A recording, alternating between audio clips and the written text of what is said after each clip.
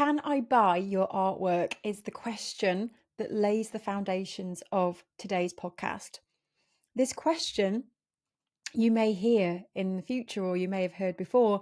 Can I buy your artwork? It's that question that we go, yay. Well, not everybody wants to sell, but if you are selling, when someone comes and directly asks you, can I buy this? It's like, yes. But here's the truth.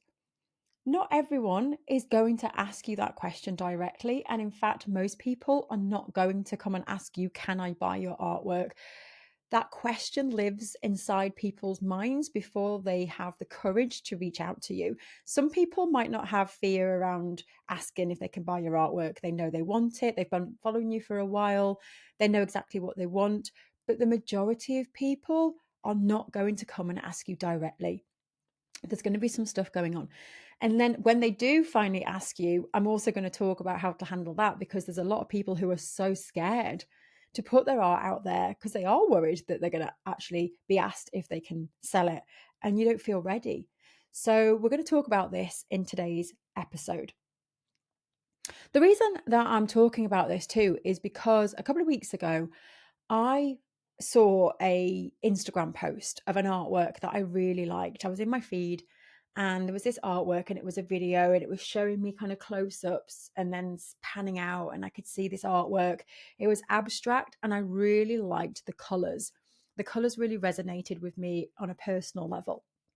And so I was like, oh my gosh, I really love this artwork. I'm going to go and land on the profile and find out more about this artist. So the first thing that I did is I went onto the profile, and I knew that I liked that specific artwork, but there was no mention about whether it was for sale or how I could learn more about it. It was just telling me more about it.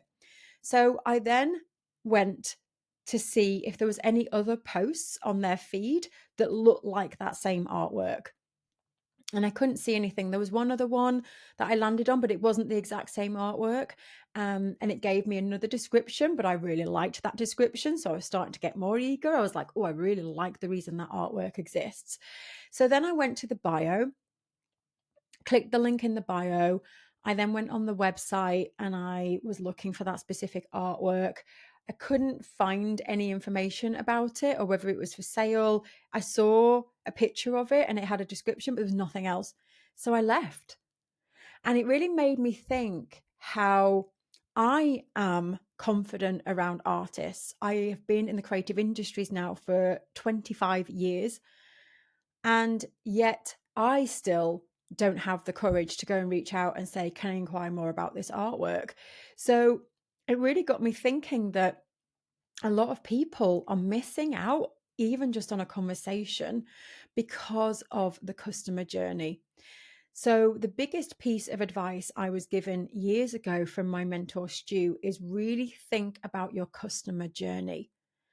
And by that, he meant that when someone lands on your profile or on your website, they find you for the first time. What's the first impression? If they want to take some action, what do they do next? Where do they go to find out information? And so this is really, really key, especially when it comes to selling. So most people, like I say, are asking in their heads, can I buy this artwork? Can I buy your work? Should I buy your work? And as soon as the doubt starts to creep in, so they start looking around and they can't find a price. And this is what happened to me. Couldn't find a price anywhere. Then I started to talk myself out of it. It's going to be too expensive. It's going to be too much hassle. I literally, in the space of about 15 minutes, wanted to buy this artwork so badly. And then when I struggled to find any information and I struggled to even just get an idea of the price, I talked myself out of it and said, no, it's going to be too expensive. Let's just leave it. It's too much hassle. It's fine. I'll find something else. And it was such a shame because I then thought, you know what? I'm going to have a look at other people's profiles. I'm going to take a look at artwork this week, because this is what tends to happen. If somebody sees an artwork and they want to buy it and they didn't choose that particular artist, then it's in the Raz. They're looking for artwork, so they're keeping an eye out. So then I started to keep an eye out for other artworks that I could maybe buy. And I went through the same process of clicking on the profile, having a look, and I must say, I think I landed on 5 different artists and I struggled with every single one. I struggled with every single one to figure out the next steps, to figure out whether it was even for sale, to find out where I'd buy. and it was difficult. So this episode is really to encourage those of you who want to sell to think about this process of customer journey. Now, we've got our Start Selling Your Art workshops happening on the 17th of March. At the point of recording this, if it's live, you'll find the link below. And through these workshops, this is what we're going to be looking at together. We're going to be revisiting the foundations of selling, the foundations of making things easy, of understanding who you're speaking to, of understanding your customer journey. Sometimes there are just really simple tweaks that you need to make, and it's the difference between someone buying from you or not buying from you. Sometimes people are sitting there so confused because you're not getting any reach, you're not getting any conversations. And it's because the customer journey is awkward and people don't actually know what to do. And they're too far removed from you to take that step to go, hey, what's going on here? How can I buy from you? We need more before we get to that point. And so customer journey is really thinking about when someone lands on your profile, especially if it relates to an artwork, where can we find more information about this? So if it's for sale, there's no hard and fast rule here, but if your work is for sale, you need to say that and you need to make that clear and speak specifically to that person that wants to buy from you.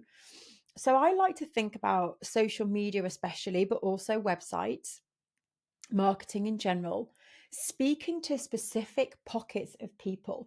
And I talk about this in my book, Your Art Matters. I was looking around to see if I've got a copy to wave at the screen, but I haven't. I talk about this in Your Art Matters about understanding pockets of people, because then you can speak to your people.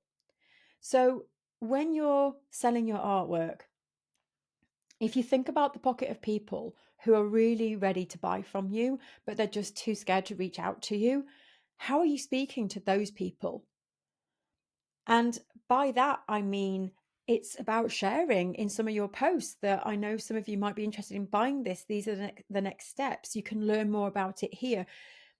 There's so many people who put their artwork out there and say, if you want to learn more, DM me. People are scared to DM you. They are too scared to enter a conversation just yet. And so, how are you speaking to those people who are scared to just DM you? How many times are you ready to just DM someone about something that you want to buy and you don't know anything about it? You don't know anything about the artist. You don't know how much it is. No, we need more first. So there's more kind of warming up to be done.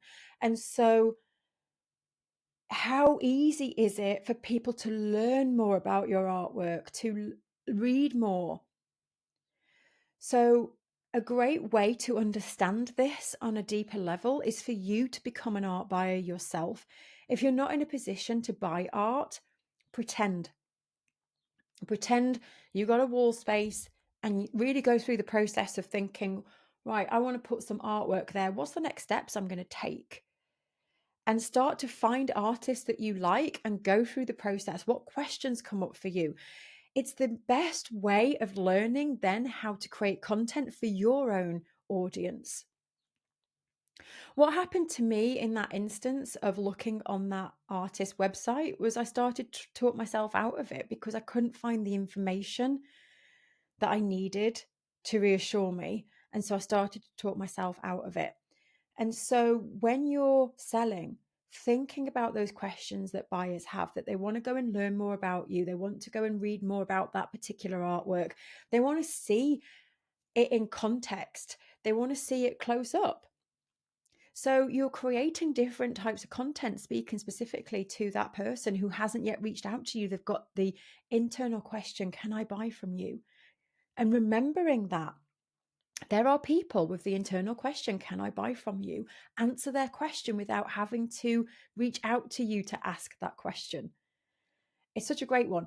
It also brings up the dilemma of whether you should put prices on things. I personally don't like it when I reach out on a website and there's no price, even a gauge. If there's no gauge, if I don't know if it's tens of pounds, hundreds of pounds, thousands of pounds, hundreds of thousands of pounds, I'm not going to reach out to that person. I don't want to enter a conversation with someone and get into an awkward situation where it's out of my budget. This is what a lot of buyers are thinking too. So again, it's really good to bear in mind. And so go into this with the eyes of a buyer, the feelings of a buyer. Think about those different pockets of people. The other pocket of people are the people that really like your work, but they don't know if they want to buy yet. And so, how are you speaking to those people?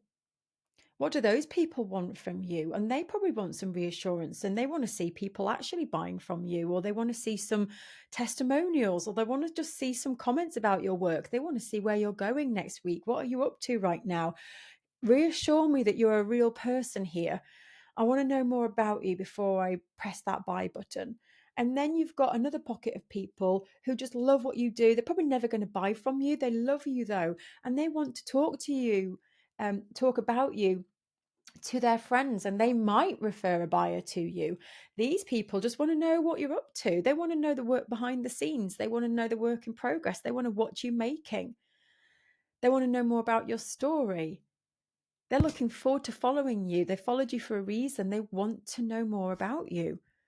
And so thinking and speaking specifically to those people makes it easier. It's not just then you churning out content just for the sake of it.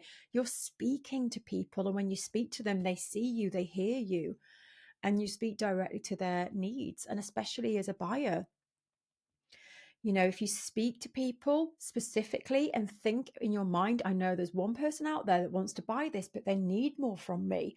How am I going to make this easier for them? And think about that customer journey. If I see that artwork that you spoke about last week and I click on it, how easy is it for me to find more information about it? How are you guiding me towards how I buy it? How are you sharing more information about what it means? How can I be linked to other artworks like that in case there's another one I want to buy alongside it? It's all these things that you can do to speak to your customers, to speak to your potential buyers before they have the courage to say, can I buy from you? So this is what we're going to be talking about during Start Selling Your Art. I love it because sometimes there's just one thing that you need to tweak or dial in, and you can change everything between someone buying from you and someone not buying from you. Or sometimes the courage of someone to just enter a conversation with you when they didn't have the courage to do that before. Now, finally, is the question, can I buy from you? So once somebody's mustered up the courage, or they've seen something from you and they just know in their heart, I want this. I've been looking for something like this for such a long time. I'm going to reach out to you. I want to buy it. And then the panic sets in for some people, not all of you. Some people here are used to selling, but some aren't. And then you panic and go, I don't know. Is it for sale? How do I price it? What's the next step I take?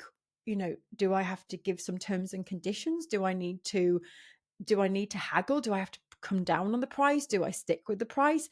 This is all the conversation that we're going to have during our Start Selling Your Art workshop. So the link is below if you want to join us in that.